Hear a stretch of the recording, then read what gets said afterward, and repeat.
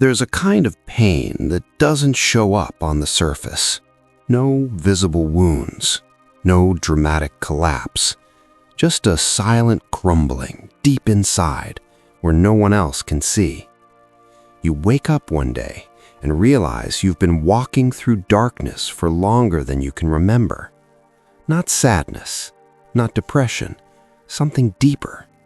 A feeling that your entire life, everything you thought you knew, everything you built, is falling apart. And the worst part? You have no idea why.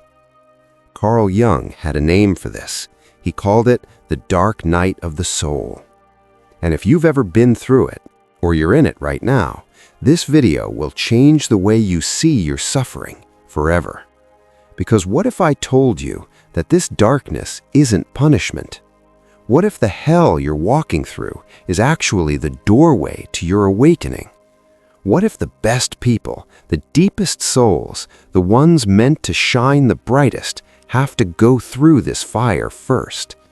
Not because they're unlucky, but because they're being prepared for something most people will never understand. If you're here, if this video found you at this exact moment, it's not random.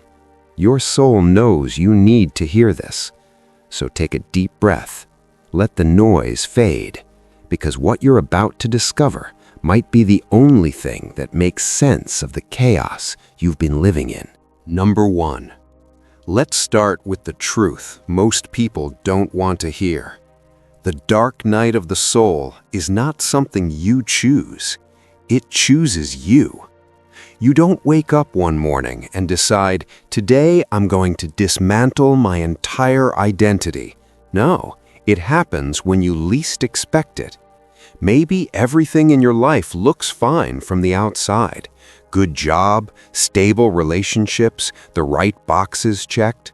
But inside, you feel hollow, empty, like you're watching your own life from behind glass. Or maybe something breaks, a relationship ends, a job falls through, a dream dies, and suddenly the ground beneath you disappears. But here's what makes the dark night different from ordinary pain. It's not just about losing something external. It's about losing you, the version of yourself you thought you were, the identity you spent years building, the story you told yourself about who you are, what you want, where you're going. All of it crumbles, and you're left standing in the rubble asking the most terrifying question: who am I without all of this? Carl Jung went through his own dark night. Between 1913 and 1916, after his break with Sigmund Freud, Jung entered what he later called his confrontation with the unconscious. He stopped sleeping well. He had visions, nightmares, moments where he wasn't sure if he was losing his mind. His entire psychological foundation, everything he believed about himself, shattered. But instead of running from it, he did something most people never dare to do. He turned toward the darkness. He descended into it. He kept journals, drew images, dialogued with the voices and symbols rising from his unconscious. And what he found there, in that terrifying inner abyss, became the foundation of his life's work. The archetypes, the shadow, the process of individuation, all of it born from his willingness to face the dark night without turning away. Jung later wrote, "The privilege of a lifetime is to become who you truly are." But he also knew that before you can become who you are, you must first lose who you thought you were. And that loss is the dark night. Number 2. So why does this happen? Why do the best people, the most sensitive, the most conscious souls seem to suffer the most? Here's the truth. The dark night happens when your soul has outgrown the life you're living, when the identity you built no longer fits the person you're becoming. Think of it like a snake shedding its skin. The old skin doesn't fall off easily. It cracks, it tears, it causes discomfort. But if the snake tries to hold on to it, if it refuses to let go, it will suffocate.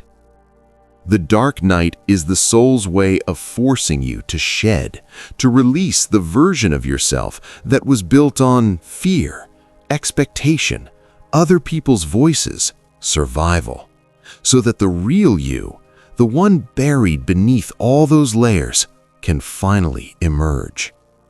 But here's why it feels like hell. Because you don't know what's on the other side. You're letting go of the only version of yourself you've ever known. And there's no guarantee, no map, no promise that something better is waiting. You're walking through fire on faith alone. A woman once shared her story with me. For years, she was the perfect daughter, did everything right, married the right person, built the right career. But one day, sitting in her beautiful house with her successful husband beside her, she felt a scream rising inside her chest. Not anger, not sadness, just a deep, primal knowing. This is not my life. She said it felt like waking up in someone else's body. Everything she'd built felt like a costume she'd been wearing for so long she forgot it wasn't her skin. And when that realization hit, everything fell apart. She left the marriage, quit her job, moved to a new city. Not because she had a plan, but because staying felt like dying. For 2 years, she walked through darkness. No identity, no direction, just emptiness. But slowly, very slowly, something began to emerge.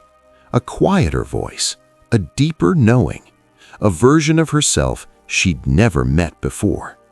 And when she looked back, she realized the dark night wasn't destroying her, it was liberating her. Number 3. Now here's the part that changes everything. The dark night doesn't come to break you. It comes to break you open. There's a difference. Breaking means destruction with no purpose. Breaking open means cracking the shell so the light can get in.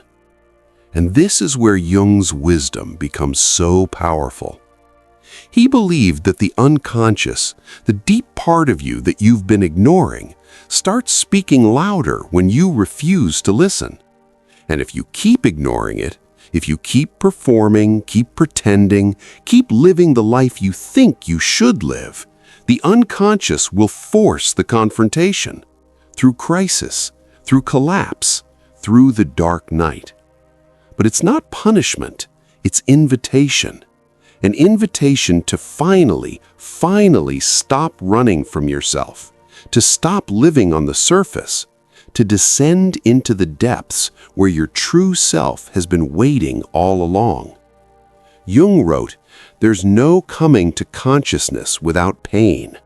And the dark night is that pain. The pain of becoming conscious, of seeing yourself clearly for the first time, of realizing how much of your life was built on illusions. And yes, it hurts, but it's the kind of hurt that heals. Number 4. Let's talk about what happens during the dark night.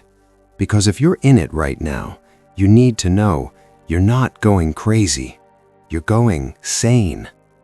Here are the signs. You feel disconnected from everything that once mattered. Your old goals feel meaningless. Your relationships feel shallow. Even your own reflection feels unfamiliar. You crave solitude, but solitude feels unbearable. You want answers, but every answer feels hollow. You're exhausted, even though you haven't done anything, because the exhaustion isn't physical, it's existential. You're tired of pretending, tired of performing, tired of being someone you're not. And here's what most people miss. This exhaustion, this emptiness, is not a sign that something's wrong with you. It's a sign that something's right. Your soul is finally saying no. No to the life that doesn't fit. No to the identity that was never yours. No to the roles you've been playing. And until you hear that no and honor it, the dark night will continue. Number 5. So what do you do when you're in the dark night? How do you survive it? Here's the truth Jung discovered. You don't survive it by fighting it. You survive it by surrendering to it. Not giving up, surrendering. There's a difference. Giving up means collapse. Surrendering means, I don't know what's happening, but I'm willing to let it unfold. It means sitting in the discomfort without trying to fix it. It means allowing the old self to die without clinging to it. It means trusting that something on the other side of this darkness is worth the walk. And here's the paradox.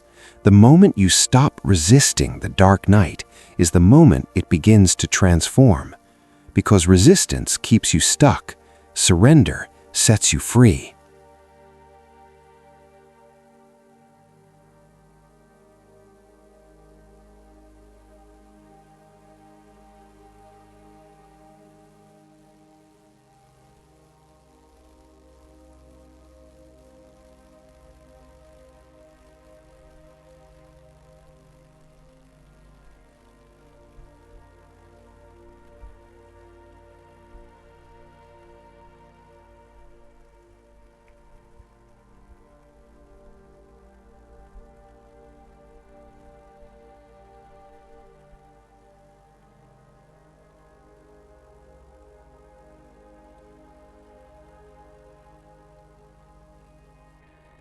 Number 5. Number 6.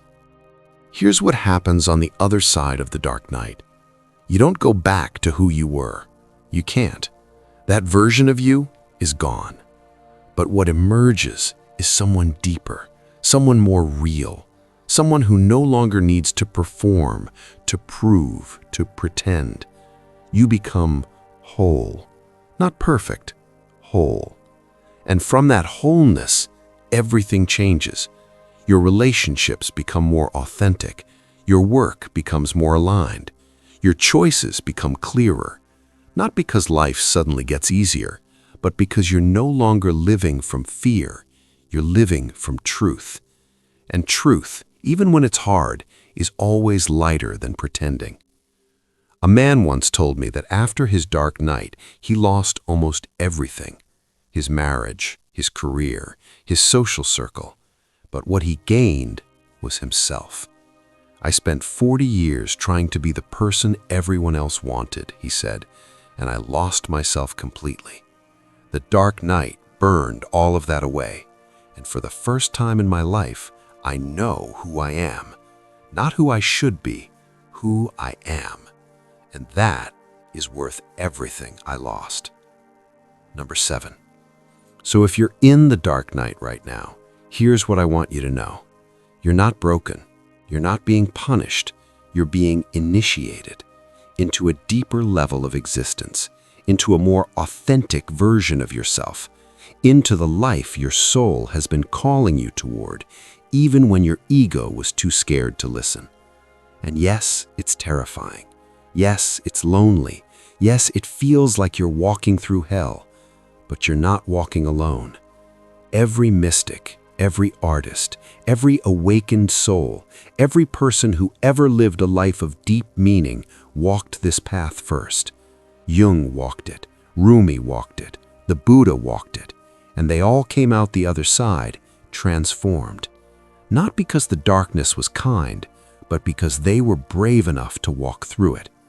So if this video found you today, if you're in the middle of your dark night, know this. The fact that you're still here, still breathing, still searching for meaning, is proof that you're stronger than you think.